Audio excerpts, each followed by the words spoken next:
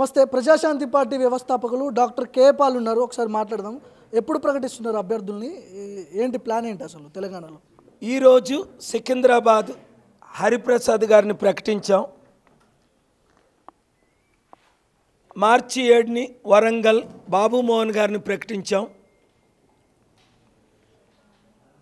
2 మిగతా 15 త్వరలో ప్రకటిస్తాం. తెలంగాణలో ఇంకా 49 రోజులు, మే 13 ఎలక్షన్ కనుక టైం ఉంది కనుక అతి త్వరలో ప్రకటిస్తాం. సో 17 పార్లమెంటు స్థానాల్లో పోటీలో ఉంటారు. మీరు కొంచెం సైడ్ పాల్ గారు 17 పార్లమెంటు స్థానాల్లో పోటీ చేస్తారా తెలంగాణలో? 17 పార్లమెంట్లు, తెలంగాణ 17 పార్లమెంట్ని ప్రకటిస్తున్నాం. మీరు తెలంగాణలో పోటీ చేస్తున్నారు. నేను విశాఖపట్నం ఎంపీగా పోటీ చేస్తున్నాను. అలాగే తెలంగాణలో 17 ఎంపీలని బ్యానర్ ఉండాలి. ఆంధ్రప్రదేశ్లో 175 ఎమ్మెల్యేలని 25 ఎంపీలని అతి త్వరలో ప్రకటిస్తాం. సో మీ పార్టీ ప్రెసిడెంట్గా ఇంతకుముందు బాబు మోహన్ గారిని ప్రకటించారు. సో ఎట్లా అంటే దేనికి ఆయన ఎందుకు చూసుకున్నారు? 3 years back BJP ex MP retired DGP doctor HT Sangliana గారిని కర్ణాటక ప్రెసిడెంట్గా ప్రకటించాం. కరెక్ట్గా 3 years back, 2.5 years back.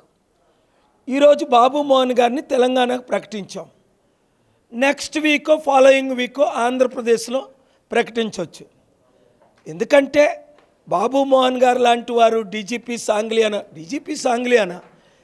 8th term Jaffer Sharief Congress మినిస్టర్ని చిత్తుగా ఓడించారు. మేము మీటింగ్ పెట్టి ఎప్పుడు కర్ణాటకలో బీజేపీ లేనప్పుడు 2004లో నేనే టికెట్ ఇప్పించి అద్వానీ గారికి చెప్పి ఆయన నమ్మలా. వద్దు సార్, మాకు బీజేపీ లేదు అన్నారు. మీరు టికెట్ ఇవ్వండి, ప్రజలు గెలిపించుకుంటారని మేము మీటింగ్ పెట్టాం. టికెట్ ఇచ్చారు. అద్వానీ గారు గొప్పవారు, పెద్దవారు, 8 టైమ్ మినిస్టర్. గమనించండి, అది మన సత్తా, మీ సత్తా. ఒక్కొక్కరు 7569441275కి వాట్సాప్ గ్రూపులు పెట్టమన్నాను. 1000 మంది గ్రూపులు పెట్టారు. దానం నాగేందర్ లాంటి వాళ్ళు పార్టీలు మారుతున్నారు కదా, రేవంత్ రెడ్డితో భేటీ అవుతున్నారు. ఎట్లా చూస్తారు మీరు దీన్ని? ఈ అవినీతి పరులు వాళ్ళ అవినీతిని దాచుకోవడానికి పార్టీలు మారుతారు.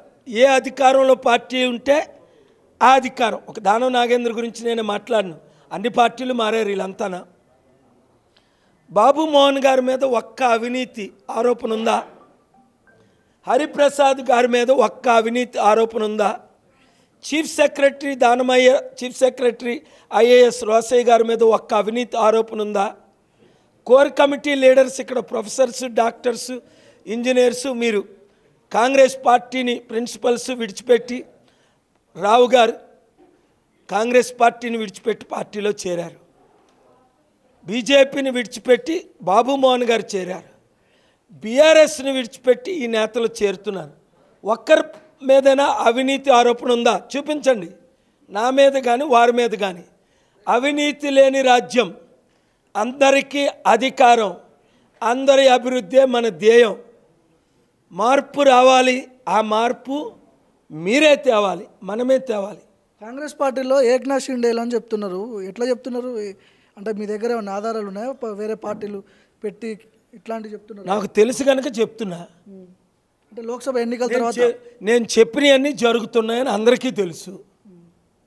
సో అవి జరగకుండా ఉండాలి అంటే 10 ఎంపీలు తెలంగాణలో ప్రజాశాంతి పార్టీని గెలిపించండి. ఎవరు? ఏక్నాథ్ షిండే అన్నారు కదా, ఎవరు? ఒకరు ఇద్దరు పేర్లు చెప్పొచ్చు. ఇప్పుడు చెప్పాను కదా ఆల్రెడీ ప్రెస్ మీట్లో. పొంగులేటి శ్రీనివాసరెడ్డి నా దగ్గర 14 ఎమ్మెల్యేలు ఉన్నాయని, కోమటిరెడ్డి రాజగోపాల్ రెడ్డి, నేనే ఆల్రెడీ రాజగోపాల్ రెడ్డి బీజేపీలో చేరు బయటకు వచ్చి కాంగ్రెస్లో ఉండి వాళ్ళిద్దరు బ్రదర్స్ వాళ్ళ ప్లాన్లో వారు ఉన్నారు. అరే,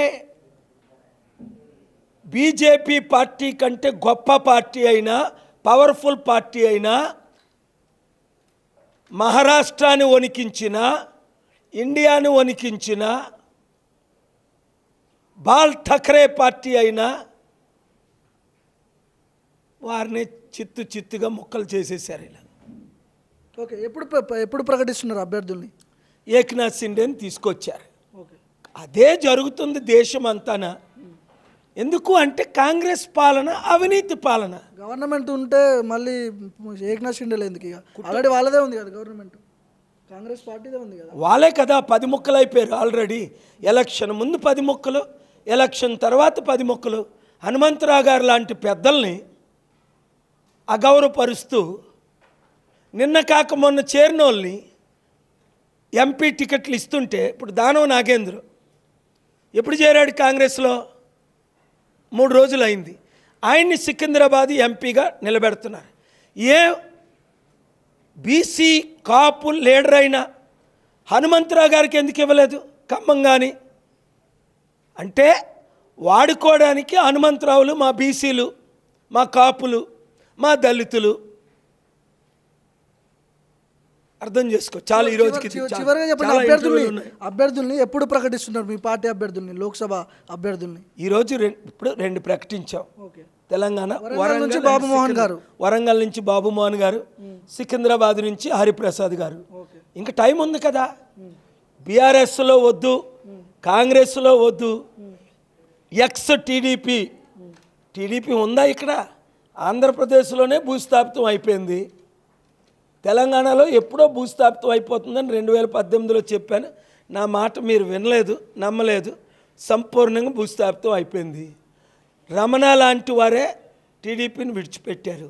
ఇంకెందుకు మీకు ఈ పార్టీ వదిలే ఆ పార్టీ? ఇప్పుడున్న 3 పార్టీలు అవినీతి పార్టీలా కాదా? ఆంధ్రప్రదేశ్లో బి అంటే బాబు, జే అంటే జగను, పి అంటే పవను. కాంగ్రెస్ అక్కడ లేదు. మరి బీజేపీ వాళ్ళు జనసేన వాళ్ళు, కాంగ్రెస్ వాళ్ళు, బీఆర్ఎస్ వాళ్ళు, బీజేపీలో ఇదేంటి? నీతి నిజాయితీ ఉన్నవారు 1% ఉన్న ఆ అవినీతి పార్టీలో చేరరు, ప్రజాశాంతి పార్టీలో చేరుతారు. గెలుపు గ్యారంటీ. ఇక్కడ మీ సర్వేలు మీరు చేసుకోండి. అన్ని ఛానళ్ళు 7 ఛానళ్ళు సర్వే చేశాయి. 54% నుండి 82% ప్రజలు మార్పు కోరుకుంటున్నారు, ప్రజాశాంతి పార్టీని కోరుకుంటున్నారు, డాక్టర్ కేఏ పాల్ని కోరుకుంటున్నారు. థ్యాంక్ యూ పాల్ గారు, థ్యాంక్ యూ. సో ఇది మొత్తానికి 17 పార్లమెంటు బరిలో ప్రజాశాంతి పార్టీ ఉంటుందంట. ఇంతకుముందే బాబు మోహన్ గారిని రాష్ట్ర అధ్యక్షుడిగా ప్రకటించారు కేఏ పాల్ గారు. చూద్దాం ఏమైనా ఎఫెక్ట్ ఉంటుందా లేదా తెలంగాణలో ప్రజాశాంతి పార్టీది.